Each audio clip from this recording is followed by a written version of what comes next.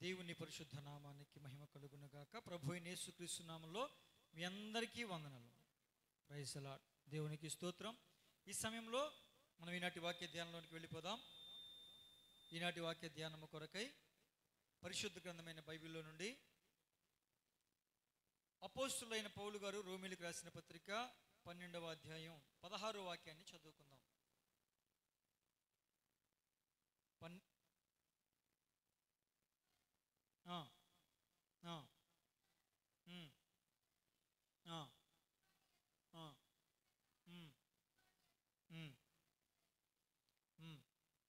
మీకు మీరే బుద్ధిమంతులమని అనుకొనవద్దు. దేవునికి స్తోత్రం కలుగును గాక. మీకు మీరే ఏమనుకోవద్దు అంటండి, బుద్ధిమంతులు అనుకోవద్దు. ఒకవేళ నాకు నేనే బుద్ధిమంతుని అనుకుంటే నాకేం కలుగుద్ది అని చెప్పాడు దేవుడు? శ్రమ కలుగుతుంది. యెషయా గ్రంథం 5:21. నాకు నేనే బుద్ధిమంతుణ్ణి, నాకు నేనే బుద్ధిమంతురాలని అనుకుంటే ఏం కలుగుద్దంట? మనకి శ్రమ. ఆ విధంగా శ్రమ కలగకుండా, శోధన కలగకుండా ఆశీర్వాదం కావాలంటే మనం బుద్ధిమంతులు అని అనుకోకూడదు. అయినా నేను బుద్ధిమంతుడేనయా అనుకున్నావు అనుకో, బుద్ధిమంతుడు అయితే నువ్వేం చేయాలి, బుద్ధిమంతురాలు అయితే నువ్వేం చేయాలి అనే విషయాలు గత వారం మాట్లాడుకున్నామండి. మరలా ఒకవేళ నువ్వు బుద్ధిమంతుడు అయితే, నువ్వు బుద్ధిమంతురాలు అయితే ఇంకేం చేయాలి? నాకు నేనే బుద్ధిమంతుడిని, నాకు నేనే బుద్ధిమంతురాలని అనుకుంటున్నారుగా. నీకు నీవే బుద్ధిమంతుడు అయితే నువ్వు ఏం చేయాలి అనే విషయాలు, మరికొన్ని విషయాలు ఈ వారం చూసి మనం ముగించుకుందాం. మనకందరికీ తెలుసు, మత్తయి సువార్త 7వ అధ్యాయం 24వ వచనంలో, ఇక మత్తయి సువార్త 7వ అధ్యాయం అంటే కొండ మీద ప్రసంగం ముగింపు భాగం. కొండ మీద ప్రసంగం ముగింపు భాగం. ఆ ముగింపు భాగంలో ప్రభు వారు చెబుతూ, ఈ నా మాటలు విని వాటి చొప్పున చేయు ప్రతివాడు, ఈ నా మాటలు విని, ఏ మాటలు? 5వ అధ్యాయం ప్రారంభం నుంచి మొదలుపెట్టాడు. ఆ ప్రసంగం అలా చెబుతూ 3 దినాలు గడిచిపోయింది. ఈ 3 దినాలు చెప్పినటువంటి ఆ విషయాలన్నిటినీ విని వాటి ప్రకారము చేయవాడు బండ మీద తన ఇల్లు కట్టినా ఎవరిని పోలి ఉంటాడంట? చెప్పాలి. ఎవరిని పోలి ఉంటాడు? బుద్ధిమంతుణ్ణి పోలి ఉంటాడు. దేవునికి స్తోత్రం కలుగును గాక. అంటే బుద్ధిమంతుడైతే, బుద్ధిమంతుణ్ణి పోలి ఉన్నట్లుగా నువ్వు ఉండాలి అంటే నువ్వేం చేయాలి? నీ ఇల్లు నీవు కట్టుకోవాలి. ఇల్లు అంటే ఏంటి? మన శరీరం. అవునండి. అంటే మన ఈ దేహాన్ని జాగ్రత్తగా కట్టుకోవాలి, ఆత్మను కూడా జాగ్రత్తగా నిలుపుకోవాలి. దేవునికి స్తోత్రం కలుగును గాక. హల్లెలూయా. ప్రియమైన దేవుని బిడ్డలారా, బుద్ధిమంతుణ్ణి పోలుకొని ఉండడం అంటే తనను తాను కట్టుకోవటం. మనల్ని మనం కట్టుకోవాలి. ఒక ఇల్లు కడుతున్నాం అనుకోండి, ఏం చేస్తాం? ముందేం కావాలి ఇల్లు కట్టాలంటే? అమ్మా చెప్పు. ఇల్లు కట్టాలంటే ఏం కావాలి? తర్వాత ఏంటమ్మా? పునాదులు వేసేస్తావు. అప్పుడే స్థలం వద్దా? ఎక్కడ పడితే అక్కడ పునాది వేసేస్తావు ఏంటి? స్థలం కావాలి, స్థలం కొనాలి, రిజిస్ట్రేషన్ అవ్వాలి, బిల్డింగ్ ప్లాన్ తెచ్చుకోవాలి, అప్రూవల్ తెచ్చుకోవాలి, కాంట్రాక్టర్ని మాట్లాడుకోవాలి, మేస్త్రిని మాట్లాడుకోవాలి, మెటీరియల్ తోలుకోవాలి, ఏమేం కావాలన్నీ తోలుకోవాలి. సిద్ధపరచుకోవాల్సిన కొన్ని విషయాలు ఉంటాయి. అలాగే మనల్ని మనం కట్టుకోవాలి అంటే నువ్వు బుద్ధిమంతుడు అయితే నిన్ను నువ్వు కట్టుకుంటావు. మరి నన్ను నేను కట్టుకోవాలంటే నాకు కూడా కొంత సిద్ధపాటు ఉండాలిగా. ముందు స్థలం లేకుండా, ఏమండి, అది మన పేరు మీద లేకుండా, ప్లాన్ లేకుండా, ఏమీ లేకుండా కట్టేసుకుంటామా? మనల్ని మనం కట్టుకోవాలంటే మనకు కూడా కొంచెం ముందు సిద్ధపాటు ఉండాలి. నువ్వు బుద్ధిమంతుడు అయితే ఏం చేస్తావో తెలుసా? చదవండి ఒక వాక్యం. సామెతల గ్రంథం 15వ అధ్యాయం. సామెతలు 15 24. క్రిందనున్న పాతాళమును తప్పించుకొనవలనని బుద్ధిమంతుడు పరమునకు పోవు జీవ మార్గమున నడుచుకొనును. హల్లెలూయా. నువ్వు బుద్ధిమంతురాలు అయితే క్రిందనున్న పాతాళాన్ని తప్పించుకోవాలని పరమునకు పోయే జీవ మార్గాన్ని ఏం చేస్తామంట? ఏం చేస్తాం? నడుచుకోవడానికి ప్రయత్నం చేస్తాం, ఆలోచన చేస్తాం. అసలు నరకాన్ని తప్పించుకోవాలి అనే ఆలోచన నీకు లేకపోతే, పరమునకు స్వర్గానికి చేరుకోవాలి అనే ఆలోచన నీకు లేకపోతే నువ్వు బుద్ధిమంతుడు ఎలాగవుతావు? బుద్ధిమంతురాలు ఎలా అవుతావు? ఇక్కడ దేవుని లేఖనం స్పష్టంగా మాట్లాడుతున్న మాట, నీవు బుద్ధిమంతుడవైతే క్రిందనున్న పాతాళాన్ని తప్పించుకుని పైనున్న పరలోకాన్ని చేరుకోవడానికి జీవ మార్గంలో నువ్వు ఏం చేస్తావండి? నడుచుకుంటావు. దేవునికి స్తోత్రం. హల్లెలూయా.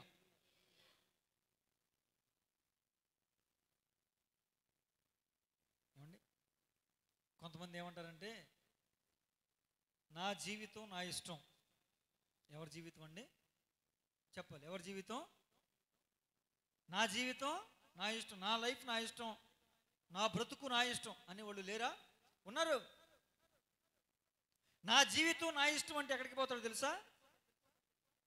వేతన అనుభవించడానికి పోవాలి. అంటే ఎక్కడికి? పాతాళానికి. నా జీవితం నా ఇష్టం అన్నావా, ఖచ్చితంగా అక్కడికి. నేను చెప్తున్నానా? లూకాసు వార్త 16వ అధ్యాయం, లూకాసు వార్త 16వ అధ్యాయం 25వ వాక్యం చదవండి.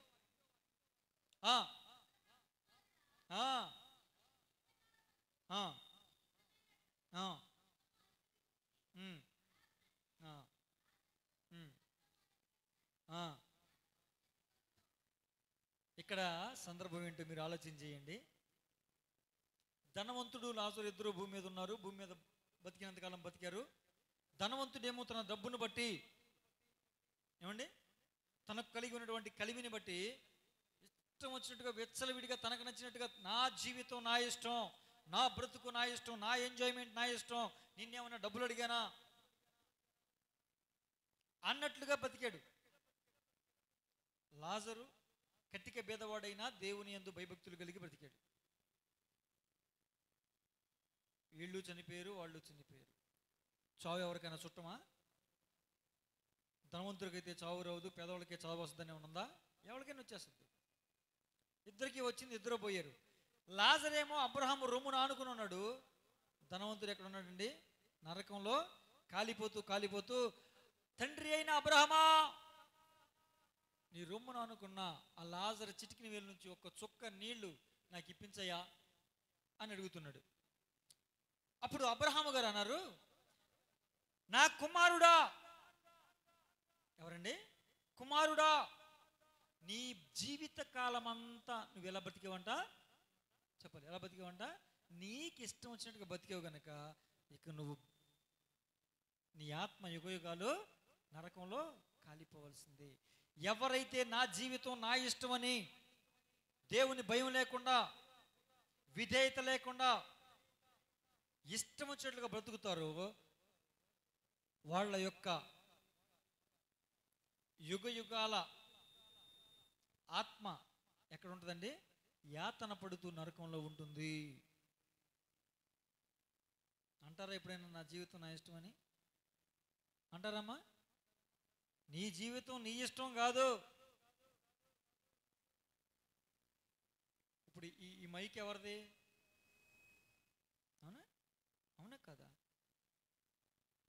నాకు ఇష్టం వచ్చినట్లుగా దీన్ని వాడుకుంటా, అవసరమైతే ఈ వైరు పెట్టి వాడుకుంటా, లేకపోతే ఊరికే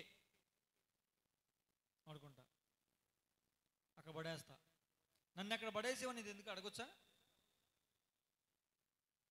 ఏమయ్యా, ప్రతిసారి కూడికి పెట్టినప్పుడల్లా నన్ను వైరుకు పెడుతున్నావు, ఇష్టం వచ్చినట్టుగా మాట్లాడుతున్నావు, నీ మాట అంతా తీసుకెళ్ళి దాంట్లో పంపించాలా? ఈ వారం నేను పంపించను. ఈసారి నేను పంపించను అని అంటే దీన్ని కుదురుతుందా? ఒప్పుకుంటానా? ఏం చేస్తా? ఎర్రగొట్టి చేతిలో పడేసి ఇంకోటి. అవునా కాదండి? దేవుడు కూడా అంతే. దేవుడు నిన్ను కొనుక్కున్నాడు. ఒక వస్తువును కొనుక్కుంటేనే అంతలాగా ఉంటే నిన్ను దేవుడు ఏం చేశాడు? కొనుక్కోలేదా? స్వరక్తం ఇచ్చి సంపాదించిన సంఘం అని చెప్పలేదా? వెలకట్టలేని అమూల్యమైన నిర్దోషమైన నిష్కలంకమైన రక్తాన్ని వెలగా చెల్లించి కొన్నాడు నిన్ను నన్ను. మరి ఆయన కొనుక్కుంటే ఆయనకి ఇష్టం వచ్చినట్టుగా బ్రతకాల్సిన నువ్వు నా జీవితం నా ఇష్టం అంటే ఏంటి? అసలు నీకు జీవితమే లేదు. నీ జీవితం ఎవరిదే? ఆయన ఇచ్చిన దానం కదా. మరి నా జీవితం నా ఇష్టం అంటారు ఏంటి ఒక్కొక్కరు? అలాగన్నావంటే నీ జీవితం నీ ఇష్టం అని ఇక్కడ సుఖభోగాలు జల్సాలు ఎంజాయ్మెంట్ చేసేవి కాబట్టి ఇక అక్కడికి వెళ్ళాక యుగ యుగాలు నరకంలో ఈడొక రకమైన ధనవంతుడు సుఖభోగాలు అనుభవించాడు. నచ్చినట్లుగా ఏం చేశాడు? తాగటం, చిందులేయటం, ఇష్టం వచ్చినట్లుగా చేశాడు. ఏమండి? తాగుబోతులు విందులు చేసుకున్నాడు, వెళ్ళి కాలిపోతున్నాడు. ఇదొక రకమైన వాడు. ఇంకొకడు ఉన్నాడు, ఆడు ఎలాంటి తప్పు చేయడు, ఎలాంటి పాపం చేయడు, ఆడు ధనవంతుడే. ఆడెవరండి? ఆడు ధనవంతుడే. ఆడికి బాగా పొలాలు ఉన్నాయి. ఆ పొలాల నిండా పంట వేసాడు. మంచి పంట వచ్చిందండి. ఏమొచ్చిందండి చెప్పాలి? మంచి పంట వచ్చింది. మంచి పంట వస్తే శుభ్రంగా దానంతా పంట అంతా కోపించాడు, గోడౌన్లు కట్టించాడు, గోడౌన్లో దాన్ని నింపేశాడు. గోడౌన్లో నింపేశాడు. ఎప్పుడైతే గోడౌన్లో నింపేశాడో ఇక దర్జాగా మరి మంచం మీద పడుకున్నాడు, కుర్చీలో కూర్చున్నాడు తెలియదు, కానీ వాడి ప్రాణంతో చెప్పుకుంటున్నాడు. అంటే వాడి శరీరంతో చెప్పుకుంటున్నాడు, నా ప్రాణమా, నా ప్రాణమా, గోడౌన్ నిండా ఆహారం ఉంది, తిను, త్రాగు, సుఖించు అంటున్నాడు. ఇదొక రకమైన సుఖం. దేవుడు చెప్పిన పని చేయడం లేదు, దేవుని చిత్తం చేయడం లేదు. దేవుడు నీకు సమృద్ధిస్తే దేవుడు ఏం చేయమన్నాడో అది లేదు. మొత్తం ఈడే పెట్టేసుకున్నాడు. ఇక నువ్వు బతికినంతకాలం నీకు చింత లేదు, దిగులు లేదు, ఏం పర్ల, తిను, తాగు, సుఖించు అంటే ఒరే వెర్రివాడా అన్నాడా దేవుడు? అన్నాడండి? ఒరే వెర్రివాడా, ఈ రాత్రి దేవుడు నీ ప్రాణం అడిగితే ఏమైపోతా? అలా కూడా ఉంటుందా? నేను అలాగ ఆలోచించలేదే. అలాగ ఆలోచించాలి, మరి అలాగా ఆలోచించాలి. క్రిందనున్న పాతాళం తప్పించుకోవడానికి బుద్ధిమంతుడు ఏం చేస్తాడు? ఆలోచన చేసి జీవ మార్గంలో నడవడానికి ప్రయత్నం చేస్తాడు. దేవునికి స్తోత్రం. హల్లెలూయా, హల్లెలూయా. ప్రియమైన దేవుని బిడ్డారా, అందుకే సామెతల గ్రంథం 11:17 అంటాడు, దయగలవాడు తనకే మేలు చేసుకును. ఎవరంటండి? దయగలవాడు తనకే. తనకే అంటే ఏంటి? తన ఆత్మకే. తన ఆత్మకే మేలు చేసుకోవడం. నీ ఆత్మకు నా ఆత్మకు నేను మేలు చేసుకోవడం అంటే ఏంటి? దేవుడు చెప్పినట్లుగా భక్తి చేసుకోవడం, దేవుడు చెప్పినట్లుగా బ్రతకటం, పరిశుద్ధంగా జీవించటం, పవిత్రంగా బ్రతకటం, నలుగురికి ఉపయోగపడేలాగా బ్రతకటం. కొంతమంది ధనం ఉంటుంది. 2 రకాల ధనవంతులు చెప్పాము. ఒకడు బాగా లోకానుసారమైన వ్యసనాలతో ఉన్నవాడు, తాగుబోతుల విందులు, పిచ్చి పిచ్చి వేషాలు, ఇక చెప్పుకోలేని పాపాలన్నీ చేసి ఉన్నవాడు. రెండోవాడు వీడి పాపాలేం చేయడు, కానీ ఇక కష్టపడకుండా ఒకేసారి కష్టపడ్డాడు, జీవితం అంతా కూడా ఇక ఆ గూడెంలో దాచుకున్నది తినొచ్చు అనుకుంటున్నాడు. అది తప్పే, ఇది తప్పే, అది తప్పే, ఇది తప్పే. దేవుని బిడ్డలారా, బుద్ధిమంతుడు తనకు తానే మేలు చేసుకుంటాడు. ఇంకొంతమంది ధనవంతులు ఉంటారు. వాళ్ళు ఏం చేస్తారు తెలుసా? దాన ధర్మాలు చేస్తారు. ఏం చేస్తారండి? చేయడం తప్పు కాదు. ఇప్పుడు నువ్వు దాన ధర్మం చేసావు అనుకో, ఇతరులకు నువ్వు మేలు చేసావు, సహాయం చేసావు, ఆదుకున్నావు. అవునా కాదండి? ఆదుకున్నావు, తప్పు కాదు. కానీ నీకు మేలు కలిగింది ఏంటి? నీ ఆత్మకు చేకూరింది ఏంటి? నువ్వు దాన ధర్మం చేయడం వల్ల ఇతరులు నిన్ను పొగుడుతారు, ఇతరులు నిన్ను మంచి వ్యక్తి అంటారు, ఇతరులు ఏమండి మహా అయితే ఇంకా బాగా అభిమానం ఉంటే ఒక స్తూపం పెడతారు, విగ్రహం పెడతారు. ఇదంతా కూడా భౌతిక సంబంధమైనదేగా. పేరు ప్రఖ్యాతి కానీ ఇవన్నీ భౌతిక సంబంధమైనవేగా. ఇవి చేయడం తప్పు కాదు, చెయ్యి. నీకు ఇతరులకు మేలు చేయగలిగిన స్థితిలో నువ్వు ఉన్నప్పుడు మేలు పొందదగిన వానికి మేలు చేయమని వాక్యమే చెప్తుంది. మేలు చేయి, కానీ తనకు తానే మేలు చేసుకోవాలి. ఇతరులకు మేలు చేస్తున్నావు, దానివలన నీకు భౌతికంగా ఈ లోకానుసారంగా పేరు ప్రఖ్యాతులు వస్తున్నాయి. వాటితో నీ ఆత్మ పరలోకం చేరదు. వాటితో నీ ఆత్మ పరలోకం చేరదు. మరేం చేయాలి? నీ ఆత్మకు నీవు మేలు చేసుకోవాలి. ఆత్మకు మేలు ఎలా కలుగుద్ది? దేవుని వాక్య ప్రకారం జీవిస్తే మేలు కలుగుతుంది. దేవునికి స్తోత్రం, హల్లెలూయా. అంటే ఆత్మ నరకంలోకి పోకూడదు. ఇక్కడ అందరికీ దాన ధర్మాలు చేసాం, అన్ని చేసాం, ఇన్ని చేసాం, బాగానే ఉంది, మంచి పేరు ప్రఖ్యాతులు సంపాదించావు. నువ్వు చనిపోయిన తర్వాత కూడా తరతరాలు చెప్పుకుంటారు, తప్పు కాదు, వెరీ గుడ్. దేవుడు చేయమన్నాడు నీకు స్థితి ఉంటే. దానితో సరిపెట్టుకుని ఇక నేను ఇంతమందికి దాన ధర్మాలు చేశాను కాబట్టి నేను స్వర్గం వెళ్ళిపోతా అంటే మాత్రం కుదరదు. నీ ఆత్మకు నీవు మేలు చేసుకోవాలి. మేలు చేసుకోవడం అంటే ఏంటంటే నరకాన్ని తప్పించుకునే మార్గాన్ని వెతుక్కోవటం. నరకాన్ని ఏ విధంగా తప్పించుకోవాలని ఆలోచన చేయటం, జ్ఞానయుక్తంగా తెలివిగా నడుచుకుని పరలోకాన్ని చేరటం. దేవునికి స్తోత్రం, హల్లెలూయా, హల్లెలూయా. నీవు కలిగి ఉన్నప్పుడు దాన ధర్మాలు అనే మానక నీ ఆత్మకు క్షేమాభివృద్ధి కలుగజేసుకుంటూ పరలోకం వెళ్ళి పరమునకు చేరి ఆ జీవ మార్గాన్ని నీవు నడుచుకోవాలి. దేవునికి స్తోత్రం కలుగునుగాక, హల్లెలూయా. ఇప్పుడు చెప్పండి, బుద్ధిమంతుడైతే ఏం చేస్తాడండి? కిందనున్న పాతాళం తప్పించుకోవడానికి ప్రయత్నం చేస్తాడు. పైనున్న పరలోకానికి చేరుకోవడానికి ఏం చేస్తాడు? ప్రయత్నం చేస్తాడు. వాళ్ళు బుద్ధిమంతులు.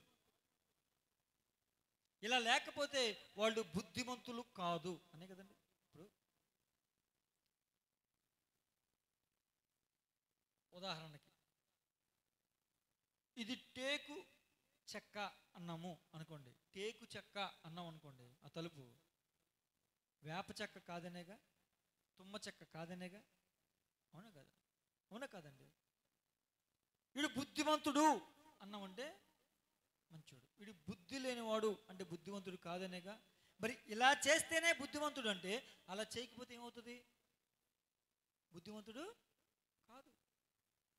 ఇక రెండో విషయం చూద్దాం. లూకాసు వార్త 15వ అధ్యాయం, లూకాసు వార్త 15:17.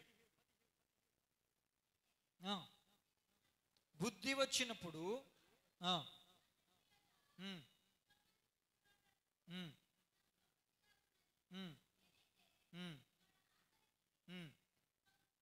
చాలండి.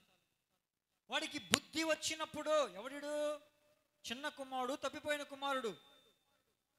లోకంలోకి వెళ్ళిపోయాడు, పాపంలోకి వెళ్ళిపోయాడు, విచ్చలవిడితనానికి అలవాటైపోయాడు, చెడు స్నేహాలకి బానిసైపోయాడు, వ్యసనాలకి బానిసైపోయాడు. వాటన్నిటికీ బానిసైపోయి తండ్రి దగ్గర పోట్లాడి తనకు రావాల్సిన ఆస్తి మొత్తం తీసుకుని వెళ్ళిపోయి నాశనం చేశాడు.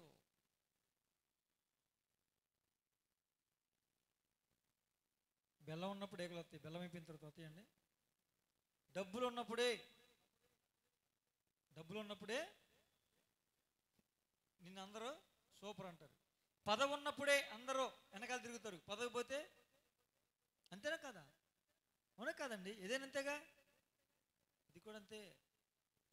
డబ్బులు ఉన్నంతసేపు స్నేహితులు చుట్టూ తిరిగారు, చక్కగా ఎంజాయ్ చేశారు, వాళ్ళకి కావాల్సింది కొనిచ్చుకున్నారు, తిన్నారు, కలిసి ఎంజాయ్ చేశారు. డబ్బులు అయిపోగానే ఎవడి దారి వెళ్ళిపోయాడు, ఎవడింటికాడ వెళ్ళిపోయాడు. ఇప్పుడు ఒంటరిగా మిగిలిపోయాడు. వీడికి ఆకలేసి, అరే నా దగ్గర డబ్బులు ఉన్నప్పుడు నేను కొనిచ్చాను కదరా, నాతో పాటు ఉన్నారు కదరా, నాతో పడుతున్నారు కదరా, మీరు ఏది అడిగితే అది పెట్టాను కదరా, ఆకలేస్తుంది, ఒక పూట అన్నం పెట్టండి రా. ఒరే నువ్వు మా ఇంటికి వచ్చావా, అమ్మా మా నాన్న కొట్టేస్తాడు రా, మా నాన్న కూడా చంపేస్తాడు రా, లేదా తోరేస్తాడు రా, బయటికి పంపించేస్తాడు, వెళ్ళిపో, అన్నం లేదేమి వెళ్ళిపో అని తరిమేసే ఉంటారు. ఎవళ్ళ ఇంటికి వెళ్ళినా అదే పరిస్థితి. నిన్నటిదాకా ఏంటి పరిస్థితి? ఎంజాయ్ చేద్దాం రారా, అది. వాడికి ఇష్టం లేకపోయినా, టైం లేకపోయినా, వాడు అలసిపోయినా వీళ్ళు వెళ్ళేవాళ్ళు. ఇప్పుడు పరిస్థితి ఏంటి? వాడొచ్చి ప్రాధేయపడుతున్నా వెళ్ళిపోరా అని తోసేస్తున్నారు. లోకమంతే. నీ దగ్గర ఏదైనా ఉన్నప్పుడే, నీ దగ్గర అవసరం తీరిపోయిన తర్వాత నిన్ను వదిలిపడేస్తారు. అవునా కాదండి? నువ్వు దేనికైనా పనికి రాకపోతే నిన్ను వదిలేస్తారండి. అవసరం తీరేక వదిలేస్తారు. ఇక్కడదే జరిగింది. ఒకవేళ తెలుసో తెలియకో అజ్ఞానంతోనో బుద్ధి లేని స్థితిలోనో వాడు లోకంలోకి వెళ్ళాడు, స్నేహితులతో అలవాటైపోయాడు, విచ్చలవిడితనానికి అలవాటైపోయి తిరిగాడు, నాశనం చేసుకుని అంతా అయిపోయింది. సరే, చివరికి పందులున్న యజమాని దగ్గరికి వెళ్ళి నాకు పని ఇవ్వండి అన్నాడు. వాడు పందులు మేపమన్నాడు. పందుల పొట్టు తినడానికి, ఆకలి తట్టుకోలేక పందుల పొట్టు తినడానికి, ఎవడైనా పందుల పొట్టు తినడానికి అసలు ఇష్టపడతారండి? కానీ వాడి పందుల పొట్టు తినడానికి కూడా ఇష్టపడ్డాడంటే గత్యంతరం లేక. ఏమి లేకండి? గత్యంతరం లేక, ఇక వేరే దారి లేక. కొంతమంది చూడండి, ఫంక్షన్స్ అవుతూ ఉంటే కొన్ని చోట్ల చూస్తూ ఉంటా, పేదవాళ్ళు, కట్టిక పేదవాళ్ళు, భోజనం లేనోళ్ళు ఆ పడేసిన ఇస్త్రాకుల దగ్గర ఏరుకుని తింటూ ఉంటారు. చాలా బాధ అనిపిస్తుంది. అవునా కదండి? అవునా కదా? ఇప్పుడు వాళ్ళకి ఆ పడేసిన విస్త్రాకుల దగ్గర మెతుకులు ఏరుకుని తినడం వాళ్ళకి ఇష్టమా? గతి లేదు, ఆకలేస్తుంది, బ్రతకాలిగా. అన్నం పెట్టనంటే ఎవరు ఒక్క ముద్దు కూడా పెట్టట్లా. అలాంటి పరిస్థితి అయిపోయింది వీడిది. అప్పుడంట వాడికి ఏమొచ్చిందంటండి? బుద్ధి వచ్చింది. దేవునికి స్తోత్రం, హల్లెలూయా. ఎప్పుడైతే బుద్ధి వచ్చిందో, నా తండ్రి ఇంటికి వెళ్ళిపోతా, నా తండ్రి ఇంటి దగ్గర పనివారికి కూడా సమృద్ధి అయిన ఆహారం ఉంది, నాకేమి కొదువ, నేను కూడా వెళ్ళిపోయి ఒక పనివాడిగా ఉంటా, ఇక కొడుకుని అనిపించుకున్నయ్యా పనివాడిగా ఉంటా అని చెప్పాడు. బుద్ధి వచ్చినప్పుడు ఎక్కడ రావాలండి? లోకంలోకి వెళ్ళిపోయావు, స్నేహాల్లో అలవాటైపోయావు, పాపంలో పడిపోయావు, తిరుగుళ్ళకి అలవాటైపోయావు, వ్యసనాలకి బానిసైపోయావు. సరే, తిరిగే బుద్ధి లేదు నీకు అప్పుడు, ఓకే. బుద్ధి వచ్చిందిగా, ఏదో ఒక సందర్భంలో బుద్ధి వచ్చినప్పుడు ఏం చేయాలండి? చెప్పాలి, ఏం చేయాలి? తిరిగి తండ్రి ఇంటికి రావాలా వద్దా? తండ్రి ఇల్లు అంటే ఏంటి? మందిరం. మన తండ్రి ఎవరు? యేసయ్య. మరలా ఏమో ఏసి ఇంతకాలం నేను భక్తి వదిలిపెట్టేసా, ప్రార్థన వదిలిపెట్టేసా, మందిరం వదిలిపెట్టేసా, ఇప్పుడు వెళ్తే యేసయ్య అన్న ఫీల్ అవుతాడు. ఏం ఫీల్ అవడు నీకోసం? ఆయన 2 చేతులు చాపి ఎదురు చూస్తూ ఉన్నాడు. దేవునికి స్తోత్రం, హల్లెలూయా. ఒక లోకానుసారమైన తండ్రి తన కొడుకు ఎప్పుడు వస్తాడా, తప్పిపోయినోడు, వెళ్ళిపోయినోడు అని ఎదురు చూస్తూ ఉంటే, పరమ తండ్రి తన స్వరక్తమిచ్చి మనల్ని కొనుక్కున్న తండ్రి మన కోసం ఎదురు చూడ్డా. అందుకే అన్నాడు, దినమెల్ల నా 2 చేతులు చాపి ఎదురు చూస్తున్నా. నీకు బుద్ధి వచ్చినప్పుడు తండ్రి ఇంటికి రావాలి. దేవునికి స్తోత్రం, హల్లెలూయా, హల్లెలూయా. అరే, తండ్రి ఇంటిలో పని వాళ్ళకే సమృద్ధి అయిన ఆహారం ఉంటే, కుమారుడు నీకు ఆహారం దొరకదా? బుద్ధి వస్తే ఎక్కడ రావాలండి? తండ్రి ఇంటికి రావాలి. ఒరే నాయనా, ఇంతకాలం లోకంలో తిరిగింది చాలు, స్నేహాలతో, చెడు స్నేహాల్లో తిరిగింది చాలు,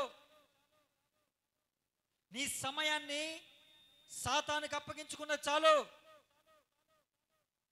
దేవుడు నీతో మాట్లాడుతున్నాడు. బుద్ధి తెచ్చుకుని పరమ తండ్రి అయినటువంటి దేవుని యొద్దకు రా. ఆయన హక్కున చేర్చుకుని మరలా నీ స్థానాన్ని నీకు ఇవ్వడానికి ఆయన సిద్ధంగా ఉన్నాడు. నీవు బుద్ధిమంతుడవైతే తండ్రి ఇల్లు చేరుకుంటావు. దేవునికి స్తోత్రం, హల్లెలూయా, హల్లెలూయా. 3వ విషయం చూద్దాం. ఆమోసు గ్రంథము 5వ అధ్యాయం. ఆమోసు గ్రంథం 5:13.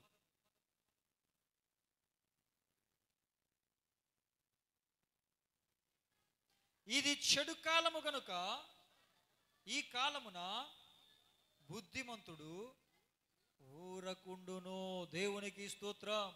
నువ్వు బుద్ధిమంతుడు అయితే ఇది చెడు కాలము గనుక ఊరకుంటావు. అరే, ఏ మాట అడిగితే ఆ మాటకి సమాధానం చెప్పడమే, ఏ విషయంలో అయితే ఆ విషయంలో దూరిపోవటమే. నీకు సంబంధం ఉందా లేదా అనేది పక్కన పెట్టేయి. నోరుంది వాగటమే లొడలొడ. కొంతమంది అవునా కదండి, మౌనంగా ఉంటారా? ఇంకోటి ఏంటో తెలుసా, ఇది చెడు కాలము కనుక నువ్వు మౌనంగా ఉండడం అంటే ఆ చెడు వ్యవహారాలు ఉన్న చోట నువ్వు వెళ్లకుండా మౌనంగా ఉండిపోవాలి నువ్వు అక్కడే. దేవునికి స్తోత్రం. హల్లెలూయా, హల్లెలూయా. అంత మాత్రమే కాదు, సామెతల గ్రంథం 27:12 మనం చదివితే, బుద్ధిమంతుడు అపాయము వచ్చుట చూచి దాగుకొనును. ఏం చేస్తాడంటండి? అపాయం వచ్చుట చూసి దాక్కుంటాడు. బుద్ధిమంతుడైతే చెడు కాలము గనుక మౌనంగా ఉంటాడు. దేవునికి స్తోత్రం. హల్లెలూయా, హల్లెలూయా. మీరు బుద్ధిమంతులైతే ఎలాగున ప్రవర్తించాలో మీకు అర్థమవుతూ ఉందని నేను అనుకుంటున్నాను. ఇప్పుడు ఈ మాటలను బట్టి మనం బుద్ధిమంతులమో కాదో, నేను బుద్ధిమంతుడినో కాదో నాకు తెలియాలి, బుద్ధిమంతుడో కాదో నీకు తెలియాలి. చెడు కాలము గనుక బుద్ధిమంతుడు ఊరకుంటాడు, అపాయం వచ్చుట చూచి బుద్ధిమంతుడు దాక్కుంటాడు. యోసేపు అపాయం వచ్చుటం చూసి పారిపోయి దాక్కున్నాడు. అవునండి, గెలిచాడు. పారిపోయి దాక్కుని గెలిచాడు. సంసోను నాకేం తిరిగిలేదని వెళ్ళాడు, ఓడిపోయాడు. ఇప్పుడు యోసేపుకు బుద్ధి ఉందా, సంసోనుకు బుద్ధి ఉందా? అపాయము వచ్చుట చూచి దాక్కున్నవాడు బుద్ధిమంతుడు. పర్వాలేదు, అపాయం అయితే ఏంటి, మనల్ని ఏం చేస్తుంది అని ఎదురెడితే ఏం చేశాడు? బుద్ధి లేనోడు.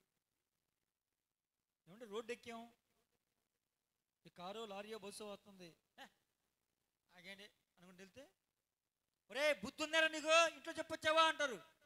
అవునా కదండి? అదే బుద్ధిమంతుడైతే తప్పుకుని వెళ్ళిపోతూ ఉంటాడు, పక్కనగా వెళ్ళిపోతూ ఉంటాడు. బుద్ధిమంతుడికి బుద్ధి లేని వానికి తేడా. దేవునికి స్తోత్రం. హల్లెలూయా, హల్లెలూయా. ప్రియమైన దేవుని బిడ్డలారా, నువ్వు బుద్ధిమంతుడు అయితే అపాయం వచ్చుట చూచి దాక్కుంటావు. నువ్వు బుద్ధిమంతుడు అయితే చెడు కాలము గనుక మౌనముగా ఉంటావు. దేవునికి స్తోత్రం. హల్లెలూయా, హల్లెలూయా. నువ్వెంత గొప్పోడివైనా, ఎంత బలవంతుడివైనా అపాయం వచ్చుట చూచి నువ్వు దాక్కోవాలి. నాకు బలం ఉంది, నేను జయించేస్తా, నేను అభిషక్తుణ్ణి, నేను అబ్బో ఆత్మ పొందుకున్నవాడిని, ఆత్మదేవుడు నాలో ఉంటాడు అని దేనికి పడితే దానికి ఎదురుకెళ్ళిపోవనుకో, చెడుతురులకి, పాపానికి, ఆటికి వీటికి వెళ్ళిపోవనుకో, బుద్ధి ఉన్నట్ట బుద్ధి లేనట్ట. ఇప్పుడు సంసోను అభిషక్తుడా కాదా, బలవంతుడా కాదా? బరి తెగించి ముందుకు వెళ్ళిపోయాడు. నాకు బలం ఉంది, నన్ను ఎవడు ఏం చేస్తాడని వెళ్ళాడు, పాపానికి ఎదురెళ్ళాడు. ఏం చేసింది? చంపేసిందా లేదా? బుద్ధిమంతుడైతే దాక్కుంటాడు, బుద్ధిమంతుడు మౌనంగా ఉంటాడు. దేవునికి స్తోత్రం కలుగునుగాక. ఇది చెడు కాలము గనుక నువ్వు మౌనంగా ఉండాలి. బుద్ధిమంతుడు అయితే అపాయం వచ్చటం చూచి దాక్కోవాలి, దాక్కోవాలి. దేవునికి స్తోత్రం. హల్లెలూయా, హల్లెలూయా. దానియేలు గ్రంథం చూద్దాం, చూడండి. దానియేలు గ్రంథము 12వ అధ్యాయం 3వ వచనం. దానియేలు గ్రంథం 12:3.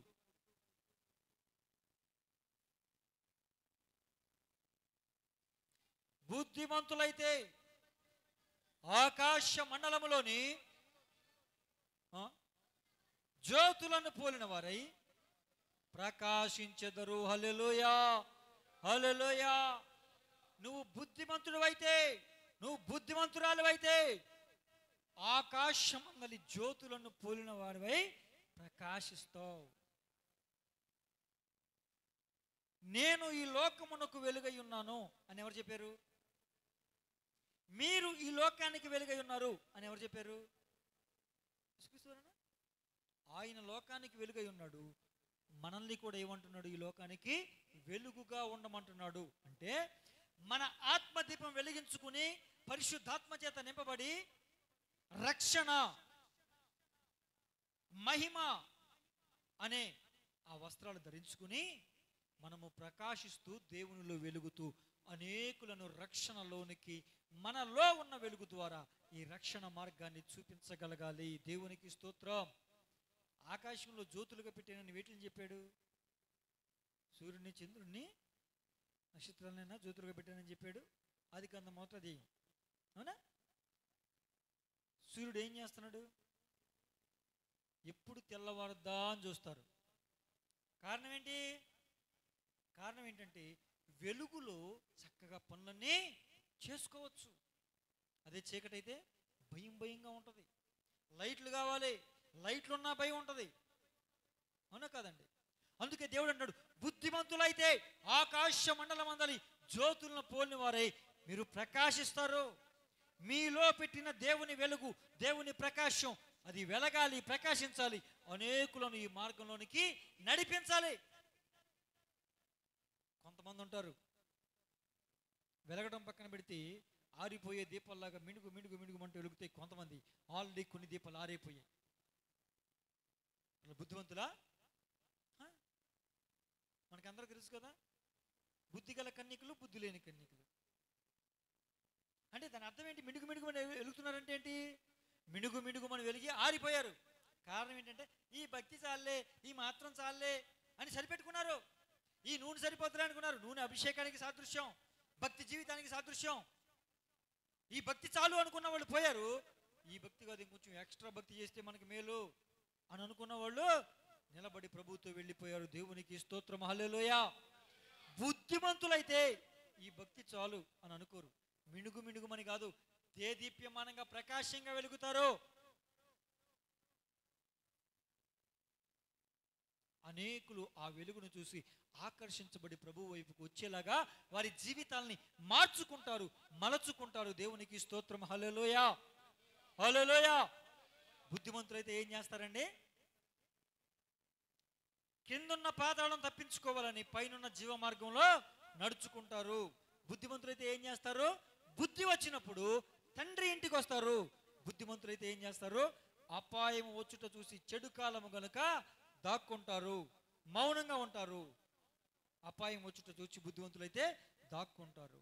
బుద్ధిమంతులైతే ఆకాశ మండలి జ్యోతుల వలె వెలిగి ప్రకాశించి అనేకులను రక్షణ మార్గంలోకి నడిపిస్తారు.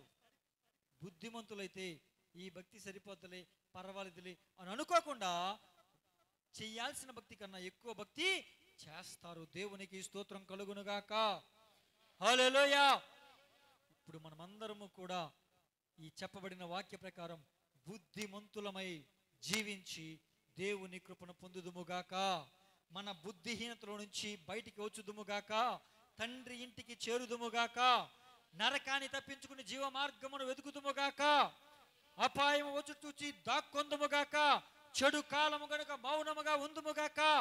ప్రకాశించి అనేకులను ప్రభు వైపుకు త్రిప్పుదుముగాక.